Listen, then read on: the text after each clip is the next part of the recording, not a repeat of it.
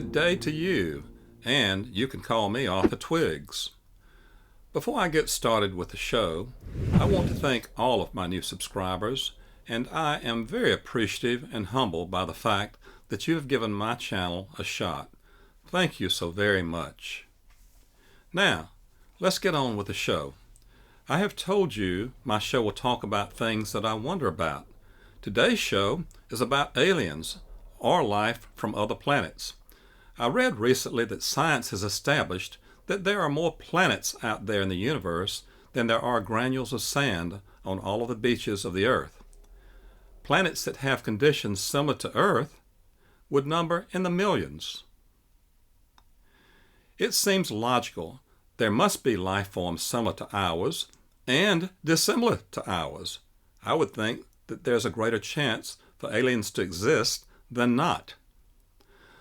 According to the United Kingdom's Daily Mail and reported by MSN.com, NBC News, and Fox News, mankind has made contact with a galactic federation. Yes, I'll repeat that again. Mankind has made contact with a galactic federation. I'll say it another way. The aliens have landed. We're going to hear from UFO experts from the Israeli and the British government, plus British Armed Forces and American fighter pilots that have had direct encounters with UFOs. According to a British newspaper, The Independent, ex-space Israeli security boss Hayam Ishad makes the extraordinary claim that mankind has made contact with aliens. This is from the publication of his book, The Universe Beyond the Horizon. In his new book, Mr. Ashad also claims that the Israeli and American governments have an agreement with a galactic federation of aliens, but that President Trump would not reveal the truth because humanity is not ready. A year ago, Trump set up a Space Force as a fifth branch of the armed forces. So, why did he do it? Are aliens already here? NBC News now discusses Mr. Ashad's bombshell claims in the following. Aliens exist and President Trump knows about it. That's according to Israel's former space security chief. In an interview with an Israeli newspaper, he said the aliens have been waiting until today for humanity to develop and reach a stage where we will understand in general what space and spaceships are. NBC News chief global correspondent Bill Neely explains this one. Hi, Alison. Well, this is quite a story, and it comes from the man who headed Israel's space security program for nearly 30 years. Hayam Eshed is making the extraordinary claim that the United States and Israel have been in contact with a group of aliens for years. Not immigrants, but extraterrestrials. He has called them the Galactic Federation of Aliens, and he says President Trump is aware of the existence of these aliens and had been on the verge of revealing their secrets, he claims, but was asked not to do so by the Federation in order to prevent what he calls mass hysteria. Well, the retired general says the US and Israel have kept it from the public because, quotes, humanity isn't ready and the aliens don't want to reveal themselves until humanity can evolve, he says, and understand what space really is. Well, the good news is that he claims an agreement has been reached between the US government and the aliens, a contract to do experiments here. There's also, he says, a secret underground base on Mars where there are American and alien representatives. Now, this former head of a branch of Israel's defense ministry is 87. He was very well respected, at least until now. And he said all this in an interview with an Israeli newspaper in Hebrew, but it's really taken off after parts of it were published in English by the Jerusalem Post today.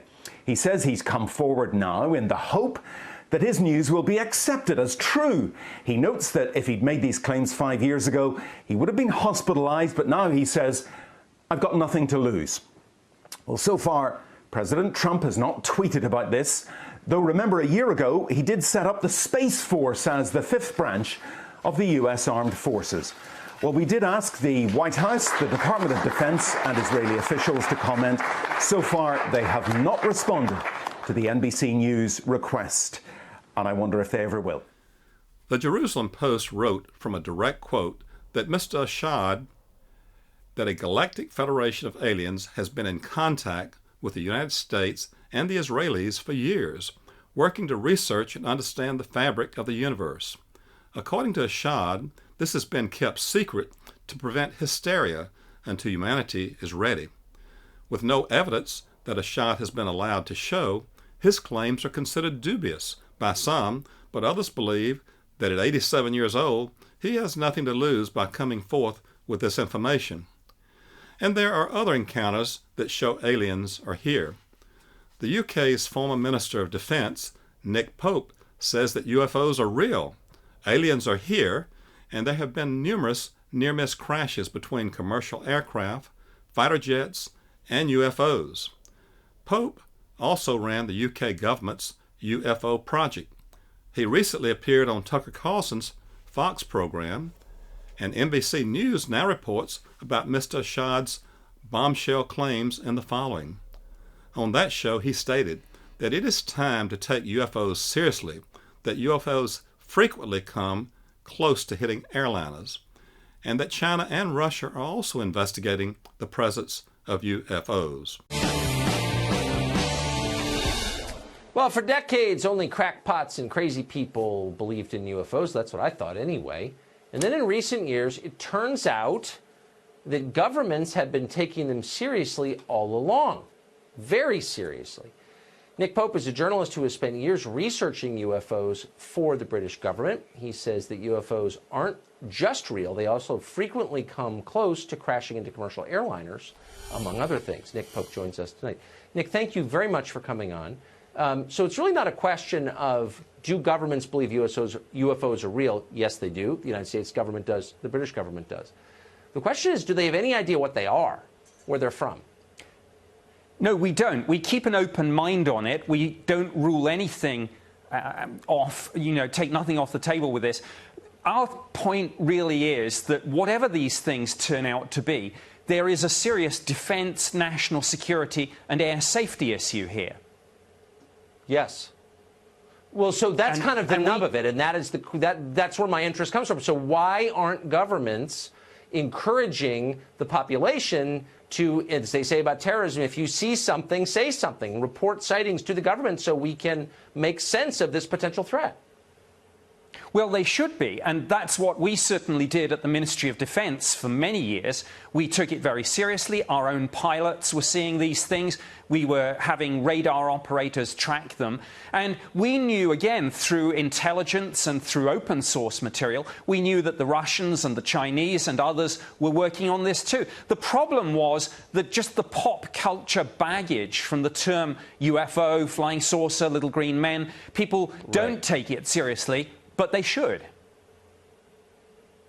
So we've ruled out, I think, that these are aircraft, experimental aircraft, or technically advanced aircraft from other countries. Is that true?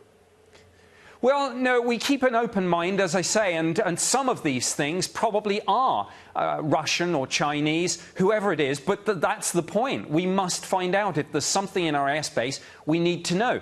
For years, governments said they didn't do this. They did. I did it for the British government. I can only talk about this now because my old employers are gradually declassifying and releasing information about my old job. We now know, of course, the Pentagon had a program too. I think it will take congressional hearings to get to the bottom of all this, not just in the United States, but all around the world. And I'd like to see those congressional hearings.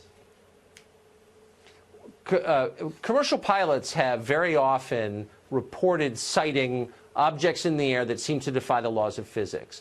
To what extent are these objects a threat to commercial aviation, potentially? Well, certainly the British Ministry of Defence and our Civil Aviation Authority, which is the UK equivalent of your FAA, have dozens of cases in our files about near misses, some of which where pilots have had to take evasive action. And again, it comes back to the point. I don't care, in one sense, what these things are, but when there is this flight safety concern, when we have these near misses, we sure as heck should be doing more to find out. That's for sure. Nick Pope, really one of the most credible experts on this subject. I hope you will come back on our show. I appreciate it. Good to see you. We've heard from a few experts on UFOs. Now let's hear from people who have had first-hand encounters with UFOs and aliens. Let's meet the key witness to one of the world's most renowned UFO sightings. On 26 December 1980, in Rendlesham Forest, England, United States Air Force Colonel and Base Commander Charles Halt encountered an apparent UFO. In 1983, a description of his encounter was released by the U.S. government.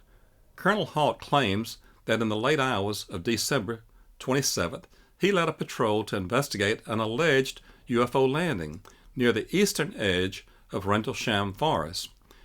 During this investigation, they witnessed several unidentified lights. In May 2017, Colonel Halt returned to Rendlesham Forest. Here's a clip of his return as provided by Suffolk Now, a weekly podcast. Came down this trail, which was significantly improved now. It was a ruddy, muddy dirt trail. We turned here in the Jeep. We went up there about 150 or 200 yards, and there were 2 or 3 pickup trucks, 6-passenger four-wheel drive pickup trucks with light-alls, and 10 or 15 cops there.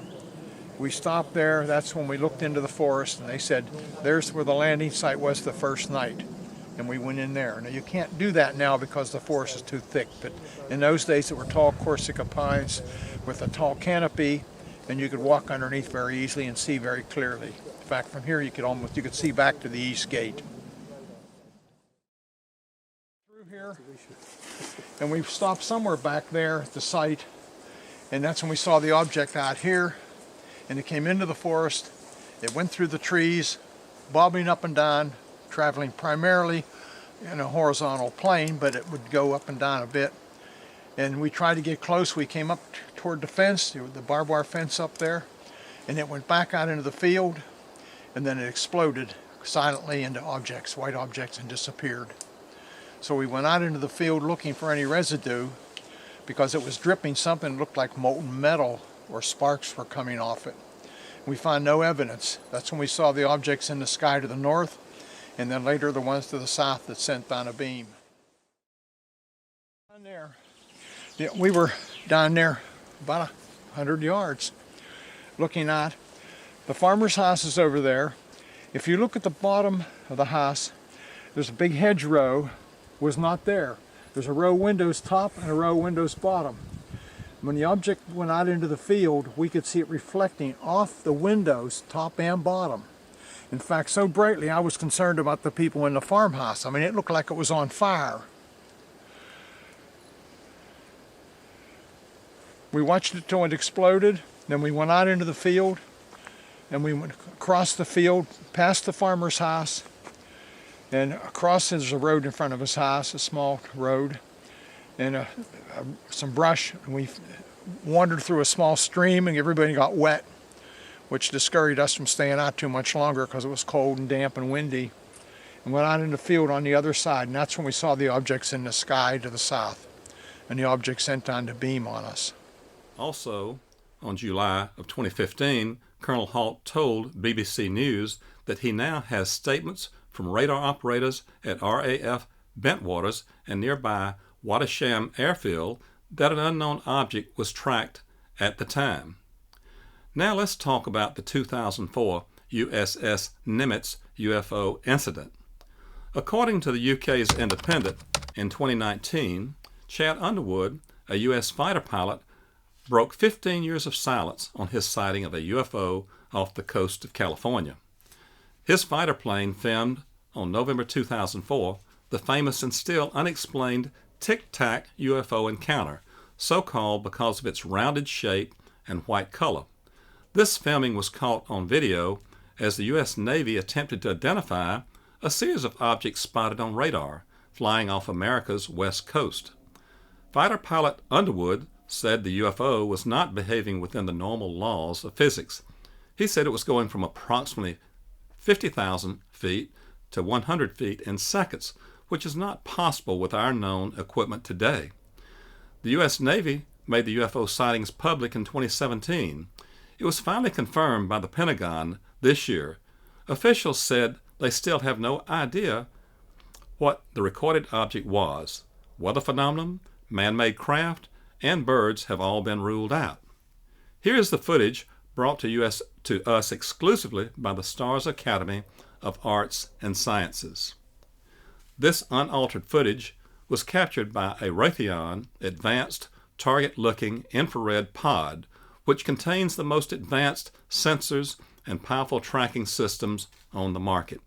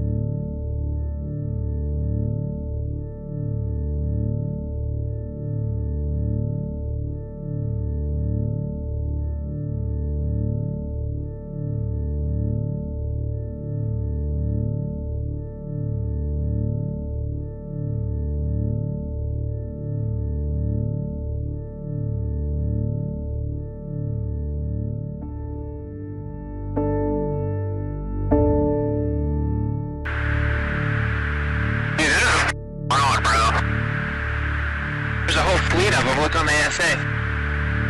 My gosh. They're all going against the wind. The wind's 120 knots from the west. Look at that thing, dude.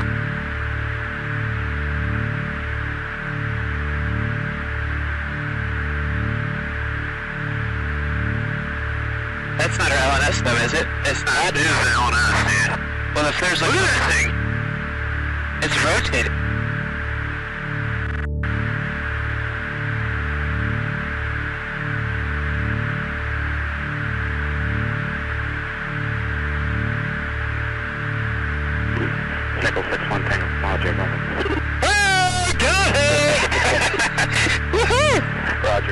There's troubleshooting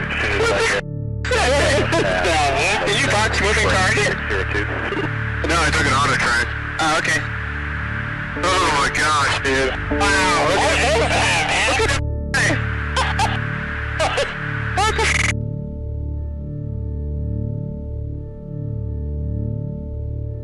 man. NBC News reports that the Navy videos did capture UFO sightings, but calls them by another name.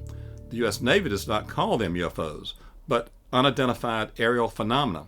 And no, the Navy does not know what they are. Now, there are 3 videos in existence, one from 2004 and 2 from 2015, that show incursions into our military training ranges by UFOs, or as the Navy calls them, unidentified aerial phenomena. I'll stick to UFOs. NBC News now also reports that Navy spokesman Joseph Gradisher said the Navy doesn't know exactly what the objects are. The first video, which you just saw, is called FLIR 1 and shows an oblong-shaped object which accelerates out of view from sensors. In the second video, called Gimbal, a crew member is heard saying, "Look at that thing," about an object that they said appeared to be going against the wind. And the third video, called Go Fast, from 2015, shows an object that appears to be over water, and crews are heard asking, "What is that?" And in a report by Time magazine in 2017, another former Navy pilot, David Flavor, came forward. He was on a routine training mission off the coast of California in 2004 when his unit was directed to go and examine strange objects that were descending from 80,000 to 20,000 feet and then disappearing. Flavor says he saw a tic-tac shaped object 40 feet long with no wings just hanging close to the water. In an interview with the Washington Post, he said it created a disturbance on the water, uncharacteristic of a helicopter or a plane, and moved rapidly. Watch David Flavor speak about this in incredible detail on the Joe Rogan Experience. And this thing's just going left. So the first thing you see when you look down, you go, and this is with our eyes, it's not sensors, right? So we're looking down at this thing, and first thing you think is helicopter, right? Helicopters typically stay below 200 feet when we're out there, and they're just driving around. We're pretty far away from the ship for a helicopter for one of ours. So what is it? So the first thing you look for is rotor wash. If you've watched any TV show that starts kicking the water up, and you can see that. It's really easy to see from the air. So we're like, no rotor wash. Matter of fact, don't see any rotors. Don't see any tail rotor. Don't see any, the main rotors. We're like, that's kind of weird. So as we're driving around, we're looking at this thing. We get to about the 9 o'clock position. How far away are you from this thing? I'm at 20,000 feet, and it's right down on the surface, right off our right side. So I'm probably maybe a couple miles lateral and 20,000 feet, and we're just watching it move around. And so it's very small in your eyes. Not overly small. I mean, an airplane down that low, it's 40 feet. You can see pretty well. It was pretty clear. So I'm like, okay. So I said, I'm gonna go check it out. That's what we're trained to do. The other pilot says, hey, I'm gonna stay up here. And I'm like, that's perfect. So now we'll get some separation. We'll get it from different views. And the other airplane will kind of have a God's eye view of everything that's going on as I go down and check this thing out. So I start driving around, and it's still doing its forward, back, left, right. It's still pointing north-south. We get to about the 12 o'clock position. I'm just in a nice, easy descent. And a reason, because I've been asked, can you go more aggressive? You can, but when you're out over water, the water looks the same at 20,000 feet as it does at 2,000 feet. You don't. So you can easily put yourself in a non-recoverable position if you're not paying attention and you go into the water. So I got this nice easy descent. I get to about 12 o'clock, and as I'm coming down, I could guess probably about, 18,000 feet now, a couple thousand feet below the other airplane. The tic-tac just kind of rapidly goes boop and turns, so now it's kind of pointing east-west, and now it mirrors us. So it's above the surface, we're up high, we're coming down, it starts coming up. I'm like, well, this is getting interesting. So we kind of drive all the way around a circle. I'm descending, it's coming up, and I get over to about the 8 o'clock position on the clock, and it's over at about the 2 o'clock position.